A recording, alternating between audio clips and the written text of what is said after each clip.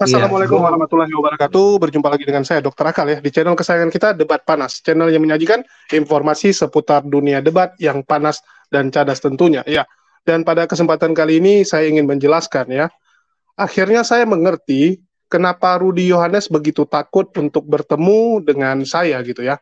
Begitu juga dengan bertemu dengan Luga. Sebelumnya saya sambut dulu, ada Bang Luga di sini. Shalom Bang Luga. Shalom, shalom. Oke, boleh nanya nih Bang Luga, lu pernah ketemu Rudy nggak sebenarnya di Enggak, dunia? Ya asli. enggak. Artinya selama ini di dunia maya. Secara fisik belum pernah Iya, ketemu. belum. Loh, udah 10 tahun kalian jadi pendebat nggak pernah sama sekali ketemu. Nah, gini ya, jadi gue mau klarifikasi dulu deh. Lu jangan katain gue gendut, karena gue udah orang ganteng ya. Itu perlu diluruskan. Nah, jadi Loh. gue lanjutin. Gini, Hmm. eh memang kita sudah lama kenal, tapi kan hanya di dunia maya. Tetapi kan Rudy ini kan dia tidak satu aliran dengan saya, sehingga membuat saya itu tidak mau mengajak dia. Ya, tapi itu kan Contoh, mengajak debat, oke, mengajak debat, oke. Tapi kan istilahnya kalau bertemu kopi darat kan nggak ada masalah dong. Orang berbeda iya, iman saja nggak masalah. iya, tapi kan artinya eh, saya kan kalau karena saya sibuk berdebat, jadi biasanya saya menggabungkan kopi darat dengan pertemuan debat. Jadi rata-rata juga saya kopi darat kan karena berdebat juga gitu loh. Jadi kalau misalnya hanya sekedar ketemu kan jauh. Posisi saya di Jakarta, dia di Riau. Jadi menurut saya ya terlalu berat lah kalau untuk ketemu. Kecuali misalnya posisi saya di Sumatera, mungkin nggak apa-apa ketemu gitu. Lebih dekat kan.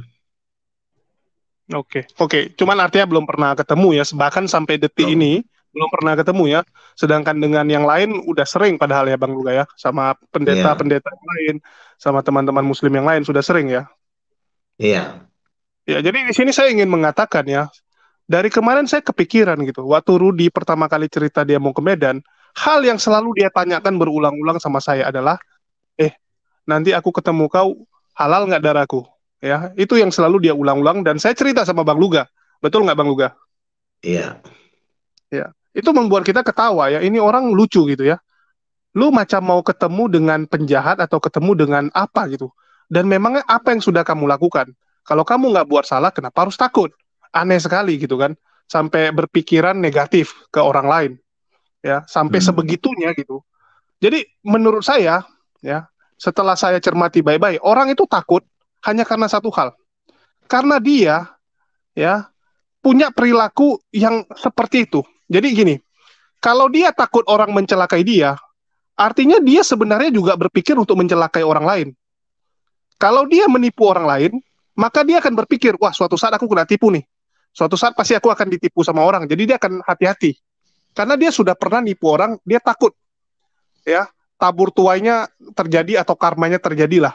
Jadi dia takut hal yang sama gitu. Kenapa Rudy begitu takut ketemu dengan orang? Karena dia merencanakan hal jahat sama orang, sehingga dia berpikir orang itu pasti akan merencanakan hal jahat sama dia. Padahal itu cuma di imajinasinya doang. Cuma ada di pikirannya doang. Kalau kita istilahnya ya, kita pikiran kita baik, ya kita positif aja. Ngapain kita takut sama orang? Betul nggak Bang Luga? Masa Betul kita lah, sampai ngapain. berpikiran orang ini akan mencelakai kita? Kalau sampai kamu berpikir orang ini akan mencelakai kita, artinya karena kamu udah duluan berpikir mau celakai dia. Sama kayak kita lihat ya, orang yang istilahnya aku celakailah dia, ya. Dia misalnya mikir aku racunilah dia, ya aku racunilah dia. Rupanya gantian malah orang itu yang ngasih minum ke dia. Dia pasti akan berpikir, wah ini minumannya ada racun nggak? Karena dia pernah kepikiran mau racuni orang itu. Begitu dia yang dikasih minum, dia takut. Ya. Itu yang dilakukan Rudy sekarang. Dia jadi takut ketemu orang karena dia memang kalau pengen ketemu orang dia pengen mencelakai orang. Ya, Rudy itu benar-benar ya, saya nggak nyangka. Ya, kalau Luga kita tahu lah Bang Luga ya, sama teman-teman yang lain juga sama. Kita istilahnya ribut masalah akidah, ya, masalah pemahaman tuh hal yang biasa. Tetapi yang namanya kebangsaan, namanya teman ya semua teman gitu. Kita saudara sebangsa. Saudara sebangsa ini Ya. yang harus dijunjung. Sedangkan si Rudy itu benar-benar ini ya pikirannya tuh jahat kalau saya bilang. Dulu saya selalu dibilangin sama Bang Zuma ya, sama teman-teman yang lain. hati-hati sama Rudi, hati-hati. Ini orang bahaya, ya. Dia itu di mulut gini, tapi di hatinya tuh benar-benar benci sama orang. Ya, dia benar-benar tuh sama kayak pihak Muslim tuh dianggapnya sebagai musuhnya. Begitu juga dengan orang pokoknya yang nggak cocok sama dia, itu benar-benar dia dendam. Saya dulu anggap enggak lah, toh selama ini sama Rudi juga chatting baik-baik ya, sama dia juga bagus-bagus chatting. Tapi saya nggak nyangka, rupanya sebegitu dendamnya dia dengan saya gitu. Jadi memang niatnya itu karena pengen mencelakai saya. Ya mungkin dia selama ini sudah menyusun bagaimana mencelakai saya, tapi belum kesampaian. Begitu saya mau ketemu dia, dia berpikir gitu kan, wah kenapa si Julius mau ketemu saya? Takut-takutnya nanti dia mau celakai saya gitu. Bahkan ya, ini biar teman-teman tahu, tanya sama Rudi, ya suruh dia ngomong jujur. Dia ke Medan, dia nggak berani ngomong sama saya loh. Aku tahu dia di Medan itu gara-gara status dia. Dia tulis ya Medan hujan. Loh, aku lihat kok statusnya Medan hujan. Ku tanya, Lai, udah di Medan ya? Udah. Bahkan ya dia aja nggak pernah nanya, kapan kau traktir aku makan atau kapan kau bawa jalan gini. Biasa kan gitu. Kalau kita datang ke kota orang, kita pasti kabari dong. Saya main ke kota kamu nih, ya jangan lupa bawa makan atau apalah, atau kopi-kopi darat yuk ketemu gitu kan. Biasanya kita pasti akan nyari orang yang ada di kota tersebut. Si Rudi nggak berani ya. Bahkan waktu malam aku ajak keluar, jam 8 dia bilang udah nggak bisa. Saya sampai ketawa, jam 8 malam nggak bisa keluar kau. Ya, jam 8 itu masih waktunya orang makan malam. Ya, dia alasan lah ini itu hindari gitu. Saya sampai bingung, ini Rudi kenapa hindari saya? Ya, rupanya dia takut dicelakai. Ya, bagaimana mungkin dia takut dicelakai? Artinya memang orang ini di otaknya tuh negatif aja. Otak si Rudi itu memang negatif terus sama orang lain. Sehingga pikiran dia tuh nggak benar gitu. Karena mungkin selama ini dia pengen celakai saya, sehingga dia berpikir, mungkin saya akan melakukan hal serupa seperti yang akan dia lakukan. Ya, ini yang nggak benar. Mungkin tanggapan dari Bang Luga. Iya, jadi kan makanya kan saya bilang, kalau kita, menurut saya ya, kemarin kita datang itu ke tempat mengapul, ketemu Rudi, sebenarnya jujur ya, itu niat yang sangat mulia loh. Artinya saya jauh-jauh rela, ya udahlah, demi kawan, demi teman, demi persahabatan, saya rela loh jauh-jauh datang dari seborong-borong gitu ya. Yang saya pikirkan tadi, Pak Mangapul nyediain saksang, nyediain babi panggang, ketawa-ketawa, itu yang saya pikirin. Iya, setuju. Nah, Tapi itu terus, Pak Ferino, kita bahas si Rudi dulu. Nanti baru kita akan ke sana, Bang. Rudinya dulu nih. iya, iya, Menurut Bang maksudnya, Luga nih, kalau orang berpikiran negatif dengan orang lain, artinya dia sendiri ini semua pikirannya gimana menurut Bang Luga? Kalau kita seharusnya ya, kalau kita ini istilahnya menganggap orang itu teman, ya udah gitu kan. Kita akan positif aja gitu. makanya kan begini, orang yang benar-benar hatinya memiliki kasih Tuhan, satu, dia punya prinsip itu sifatnya kalaupun orang salah sama dia, dia sifatnya mengasihi. Jadi kalau kita sudah mengasihi orang, itu tidak akan ada lagi timbul di dalam pikiran kita hal-hal negatif. Kalau misalnya saya baik sama kamu, nggak mungkin, nggak perlu saya takut kamu mau bunuh saya, karena saya tidak punya niat apa-apa. Mau niat ketemu, mau niat ngopi. Nah, selama ini Rudi ini tidak bisa membedakan orang. Disangkanya semua orang itu kalau udah beda iman, bawanya bunuh-bunuhan. Padahal saya kalau punya prinsip seperti itu, maka saya tidak akan pernah lagi ketemu sama umat muslim sampai hari ini. Tapi prinsip saya begini, saya datang untuk bersilaturahmi, membangun persaudaraan, membangun komunikasi. Kalaupun nanti ada yang negatif, bisa dibicarakan baik-baik. Jadi saya di mana-mana pun saya tidak akan pernah takut ketemu orang, mau ketemu laskar sekalipun. Karena kan tujuan saya adalah bersilaturahmi. Jadi hal ini juga disebabkan kalau Rudi ini dekat dengan Tuhan, dia harus menunjukkan kalau dia itu wakilnya Tuhan. Wakilnya Tuhan itu harus punya kasih yang lebih besar. Orang boleh menyakiti kita, kita hanya bisa mendoakan. Gitu. Itu orang yang punya Tuhan, gitu loh. Nah, pertanyaannya, apakah selama ini kita ini hanya menjual nama Tuhan, ya? Kalau kita berani ngomong tentang Tuhan, kita wajib menunjukkan hidup kita sebagaimana sifat-sifat Tuhan. Sifat-sifat Tuhan itu kan penuh kebaikan, penuh kedamaian, iya kan? Nah, aku kan Pak Saifuddin Ibrahim juga dulu kutegur, Pak Kopdar, Pak, jangan jangan terlalu menaruh Dendam. kebencian. Ya, Iya, jangan lagi. ngobrol aja. Lagian juga kan kita ini udah syukur loh enak hidup di dua ini udah dikasih makan sama Tuhan, sudah dikasih minum berkat semua. Ngapain kita bikin berantem? Iya kan? Jadi kalau kita pikiran kita kasih kemanapun kita nggak akan takut. Mau ke sarangnya sekalipun, kalau memang kita baik kita tidak perlu takut gitu loh. Nah, saya lihat Lerudi ini terlalu bawa perasaan, gampang tersinggung. Ya, saya pun kemarin itu sebenarnya jujur mau ngopi-ngopi aja karena pikiran saya itu ah bukan kelas saya lah ribut-ribut berantem-berantem ngegosip-gosip gitu. Saya datang, yuk kita ngopi, yuk kita makan-makan, ya kan. Nah, jadi justru karena saya punya sifat yang baik, gue minta bagi ongkos bensin gua. Itu justru karena gua menganggap Julius itu baik. Kalau gua pikiran jahat nggak akan gua minta. Ini Islam ini gini-gini. Nggak akan. Tapi jangankan lo Julius, Ustadz Anwar aja kalau datang gua dikasih duit terus sama dia. Dan gua pun kalau ada duit kasih duit sama dia. Jangan salah loh. Saya juga pernah ngasih Betul, betul. Itu nggak ada honor masalah, Bang. Muslim. Kalau kalau itu kan masalah kita teman ya. Namanya karena saking dekatnya lah kita berani ngomong. Coba kita nggak Iya, dekat, mana berani ngomong? Kan nggak mungkin lu iyalah nggak kenal ngapain. sama orang yang nggak lu kenali lu berani ngomong gitu ya. Karena kita kenal pertama. Terus yang kedua ya karena perbedaan agama tuh ya cuman keyakinan ya. Bukan karena perbedaan keyakinan tuh membuat kita jadi harus membenci. Ya, Dan saya memang bingung kan juga dengan kita si udah Rudi. janjian kan waktu itu udah Ya, janjian kita kan. cuman si Nah, Rudi yang ayolah. ketakutan. Saya juga nggak ngerti gitu ya. Apa yang membuat dirinya takut gitu ya? Ya, saya dari kemarin mikir apa yang membuat dia takut gitu. Yang kepikiran sama saya cuma satu, karena dia berpikir kalau kita akan mencelakai dia ya. Mungkin itu aja.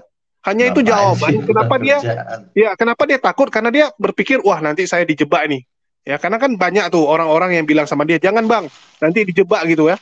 Hanya orang yang berpikiran picik, yang berpikir orang lain akan menjebak dia.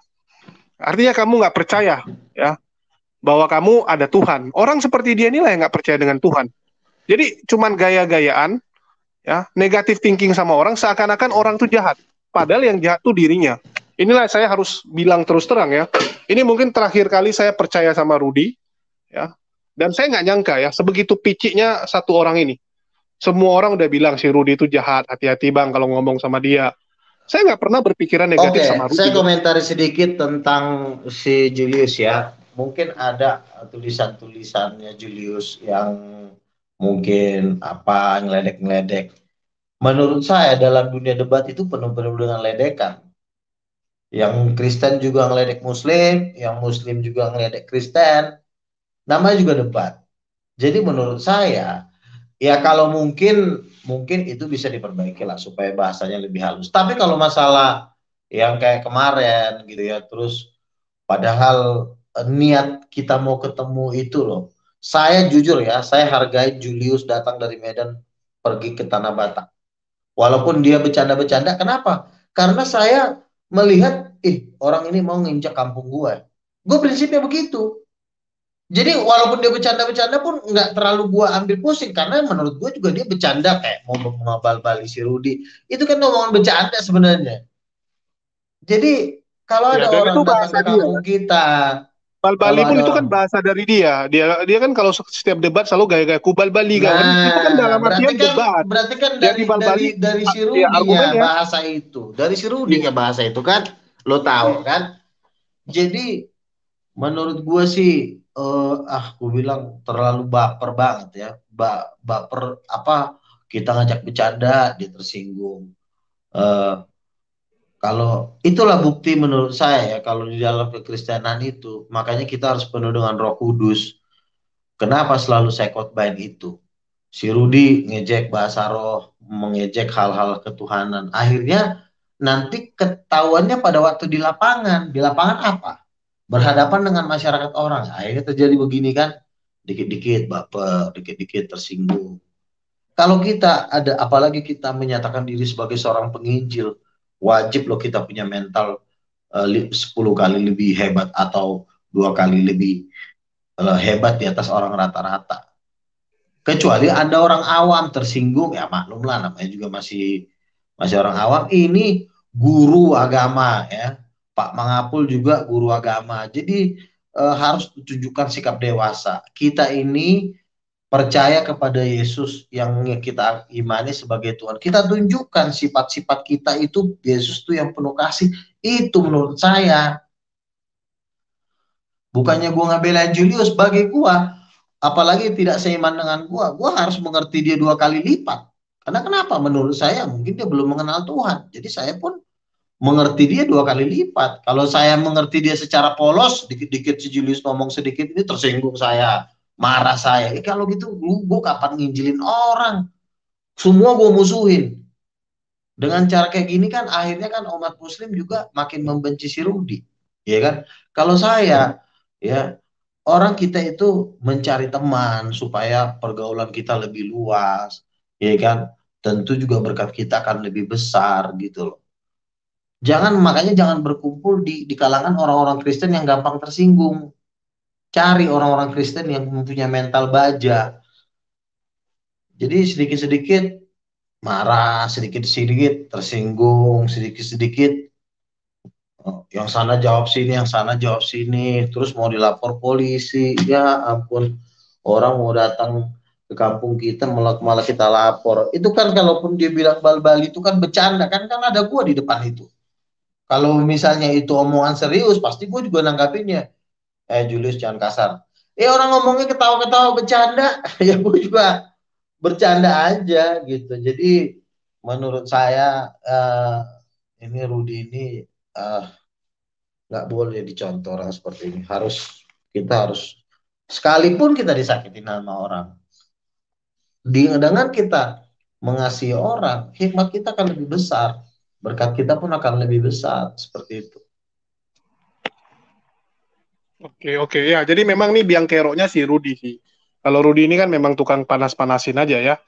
Jadi kalau saya bilang ya inilah kualitas dari si Rudi. Cuman kita jadi ini aja lah, jadi pengalaman ya. Dari sini kan kita bisa mengenal orang ini cemana karakternya ya. Karena kalau belum ada seperti ini kita nggak tahu seperti apa karakternya. Kita baru bisa tahu karakter orang tuh saat ada masalah. Ya kalau lagi adem-adem aja ya nggak ada masalah gitu kan. Kita nggak akan tahu bagaimana sifat aslinya. Tapi kalau ini udah jelas-jelas lah saya bilang ya bagaimana karakternya si Rudy dan jadi pelajaran lah. Kalau bagi saya ini jadi pelajaran. Ternyata dia di dalam hatinya tuh benar-benar penuh dengan kebencian ya kalau saya bilang ya. Nih, Jadi nih, nih, memang penuh. saya bongkar sedikit ya, saya bongkar sedikit. Rudy juga jangan terlalu pede. Hmm, Si Julius datang ke Parapat itu mau berwisata, mereka langsung ke Samosir. hmm. Artinya Rudy juga jangan terlalu pede, dia cuma mau nemuin lo. Iya, Enggak, aku pun tahu dia dari mau ke awal aku udah tahu dia nggak Samosir. ada. Aku dari awal aku udah bilang sama Rudy ya. Aku jadinya hari Minggu baru bisa berangkat. Dia kan Sabtu udah balik. Aku Hmm, jujur, Umi Dini aja mau gue undang ke Danau Toba. Seluruh Indonesia mau gue undang ke Danau Toba. Supaya Danau Toba ini maju. Jadi orang yang datang bertamu ke kita, kita hormatin.